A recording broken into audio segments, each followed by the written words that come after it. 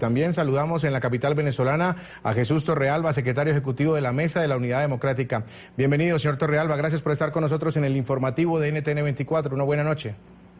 Buenas noches, Jesús. Buenas noches, Andrea. Gracias por acompañarnos y permítame preguntarle, el siguiente paso para la oposición, ¿cuál es? Se habla de 2 días hábiles para hacer una presentación de una solicitud formal de una planilla. ¿En qué consiste ese plazo que viene ahora de esos 2 días hábiles, si eso es verdad, y cómo lo van a manejar?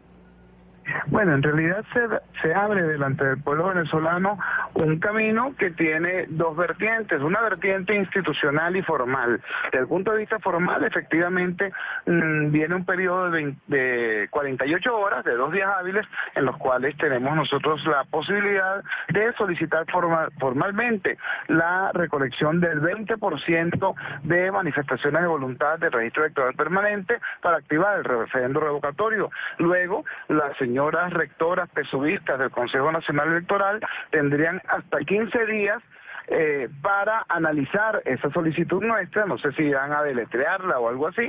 Lo cierto es que tienen hasta 15 días para leer una carta y luego tienen la obligación de convocar a esa jornada de recabar manifestaciones de voluntad. Estaríamos hablando entonces de mediados del mes de agosto para realizar la convocatoria, por lo cual muy probablemente esa consulta tenga lugar en la primera semana de septiembre. Esos son los lapsos desde el punto de vista formal. Como usted sabe, en mi país, desgraciadamente, las instituciones no funcionan. El PSUV gobierno le da órdenes al PSUV CNE de retrasar el referéndum y el PSUV TCJ cumple también con su misión obstaculizadora. Así que la otra vertiente del camino que tiene por delante el pueblo venezolano es el de ejercer la legítima y pacífica presión ciudadana para lograr que la ley se cumpla, para lograr que la Constitución se respete y para lograr que los reglamentos del Consejo Nacional Electoral sean acatados. Es decir,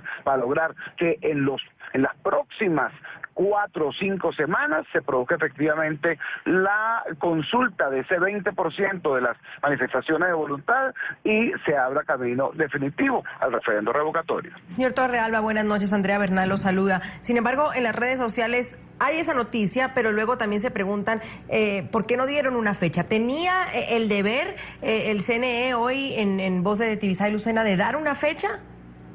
Tenía el deber moral de hacerlo. Recuerde usted que la jornada de validación de firmas se produjo entre el lunes 20 y el viernes 24 de junio.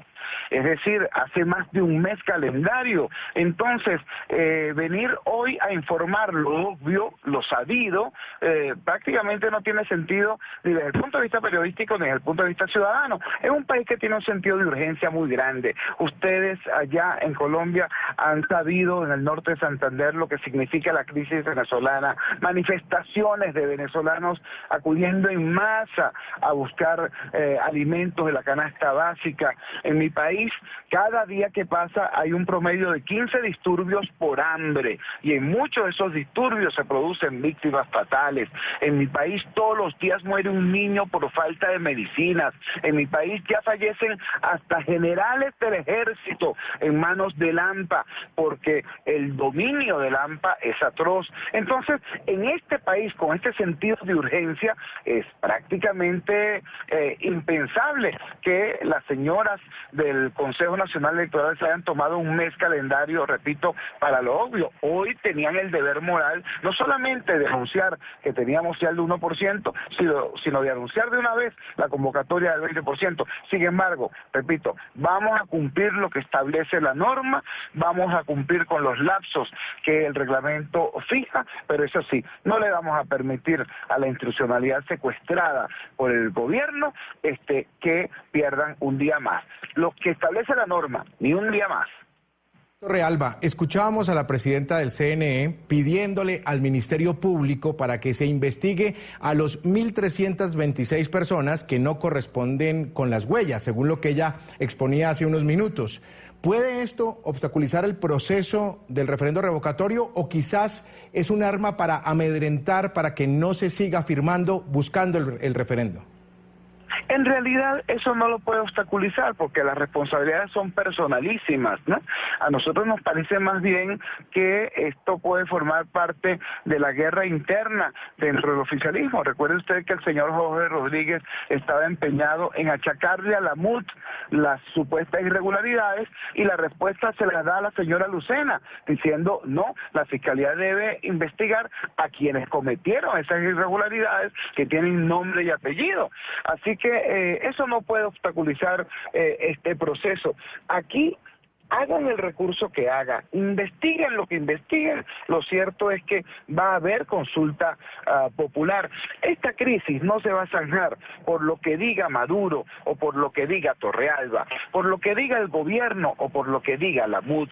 Esta crisis se va a zanjar por lo que diga el pueblo venezolano en una consulta electoral adelantada y en los términos de la Constitución de la República Bolivariana de Venezuela, la consulta electoral adelantada tiene nombre y apellido. El nombre es referendo y el apellido revocatorio. Ahora, hoy el secretario de Estado John Kerry dijo que piden un proceso justo.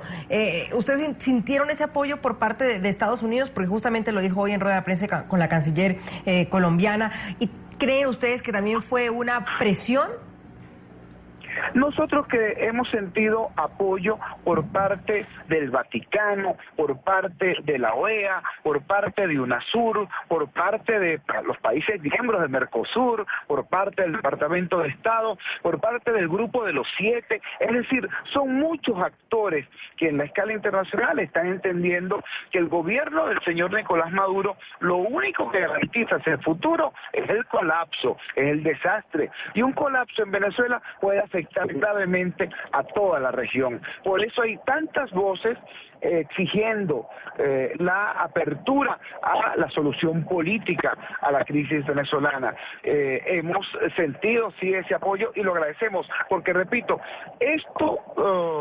esta solución política va a lograrse no solamente porque es un derecho constitucional, recuerde usted que las instituciones en mi país están secuestradas, esto se va a lograr por dos presiones, la que de abajo hacia arriba ejerza el pueblo venezolano al asumir su derecho constitucional a la protesta pacífica y la que desde afuera se ejerza a través de la comunidad internacional con actitudes como la que ha tenido el Papa Francisco, como la que ha tenido el secretario general Almagro, como la que ha tenido el gobierno de Paraguay o el mismo presidente Macri y tantos otros mandatarios, entre ellos el secretario de Estado John Kerry. Finalmente, señor Torrealba, y entendemos el optimismo que pueda haber alrededor de toda la oposición en Venezuela con el tema de la realización del referendo revocatorio, pero si ellos se tomaron, y digo ellos, el oficialismo, si se tomó el oficialismo todo el tiempo que se tomó para este primer paso, para poder dar vía libre para el segundo paso, ¿ustedes no creen que las cosas no se van a dar para que sea antes del 10 de enero del 2017 y que estén buscando todo para hacerlo después de esa fecha, conociendo las implicaciones que tendría hacerlo después del 10 de enero del 2017? Mire, con todo respeto, yo ciertamente soy optimista porque lo que está en juego es el destino de mi país y ser pesimista no es una opción, pero soy un optimista cauteloso y bien informado. En Venezuela va a haber cambio, no porque el gobierno lo permita o porque la oposición lo promueva. En Venezuela va a haber cambio por la realidad económica y social de nuestro país. Lo único que puede escoger el gobierno es si ese cambio va a ser en paz, por la vía electoral y para bien, o si van a forzar a este país a que el cambio sea a través de un estallido social o a través de un colapso institucional. Eso es lo único que puede escoger el gobierno. Y si escoge la segunda vía, si escoge obstaculizar la salida electoral, la principal víctima va a ser el gobierno mismo, va a ser el mismo proyecto oficialista, porque este país no le va a perdonar jamás al gobierno obligarnos a una situación en la que el trauma institucional y el costo social sea aún más elevado. Si el gobierno pierde electoralmente, sencillamente, podrá reorganizarse y eventualmente volver a competir en el futuro. Pero si el gobierno forza que haya aquí una situación traumática, entonces lo va a perder todo. Esas son las opciones que tiene el gobierno por delante. Repito, aquí va a haber cambio, no porque el gobierno lo permita, sino porque la realidad lo impone. Gracias a Jesús Torrealba, el secretario ejecutivo de la Mesa de la Unidad Democrática, por habernos acompañado desde Caracas, Venezuela. Muy amable. Muchas gracias a usted.